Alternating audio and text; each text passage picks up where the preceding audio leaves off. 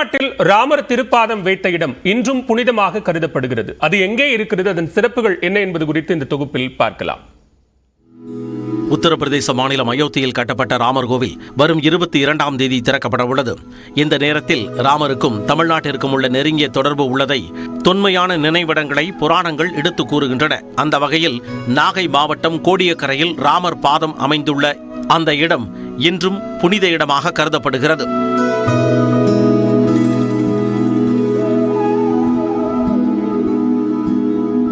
இலங்கை மன்னன் ராவணன் சீதாவை கடத்திச் சென்றபோது அவரை மீட்பதற்காக பாரதம் முழுவதும் ராமர் அலைந்து திரிந்தார். தமிழகத்தின் கிழக்கு எல்லையில் அமைந்துள்ள நாகையில் ராமர் தஞ்சமடைந்ததாக கூறப்படுகிறது.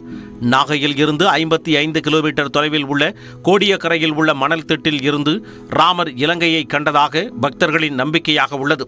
இந்த இடத்தில் எழுந்து வேதாரண்யத்தை இலங்கையை நோக்கியதால் இந்த இடத்தில் ராமர் பாதம் பிரதிஷ்டை செய்யப்பட்டுள்ளது. ஸ்ரீ ராமஜென்மபூமி தீர்த்தக்ஷேத்திர அறக்கட்டளையினரால் ஆண்டுதோறும் இந்த இடத்திற்கு பூஜை செய்யப்படுகிறது. ராமேஸ்வரம் ராமநாத சுவாமி கோவிலின் நிர்வாகத்தின் கட்டுப்பாட்டில் இந்த இடத்திற்கு சென்று வழிபட்டால் கர்ம வினை அகலும் என பக்தர்கள் தெரிவித்தனர். இதை கவர் பண்ணுற நியூஸ் 18 அனைவருக்கும் மிக்க நன்றி சொல்கிறேன். ஏன்னா இது பார்த்து மற்றவங்களுக்கும் தெரிஞ்சுக்கணும், இந்த மாதிரி இருக்குது பார்க்கணுன்றது. இதனால் அந்த வினைப்பயன் அப்படின்னு சொல்கிறாங்க இல்லையா, 3 வினை, சஞ்சீதம், பிராரத்தம், ஆகாமியம், அந்த 3 வினையுமே இந்த இது பார்த்தாக்கா நம்ம வினைகள் எல்லாம் கண்டிப்பாக நிகழும். அதாவது விலகி நிற்கும், நமக்கு முக்தி கிடைக்கும் அப்படின்றது பெரிய நம்பிக்கை.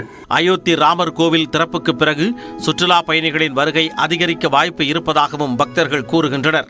இதுதான் இப்போ கொஞ்சம் இன்னும் டெவலப் பண்ணிட்டு இருக்காங்க. இன்னும் ஒரு கொஞ்சம் அந்த அளவுக்கு டெவலப் ஆகாமல் இருக்குது. இனிமேல் இப்போ தான் சுற்றுலா பயணிகள் இனிமேல் வர ஆரம்பிப்பாங்கன்னு நினைக்கிறேன்.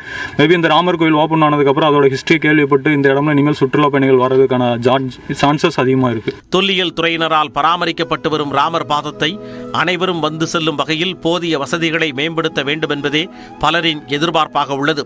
நியூஸ் 18 தமிழ்நாடு தொலைக்காட்சி செய்திகளுக்காக ஒளிப்பதிவாளர் காவிய செல்வனுடன் செய்தியாளர் பாலமுத்துமணி.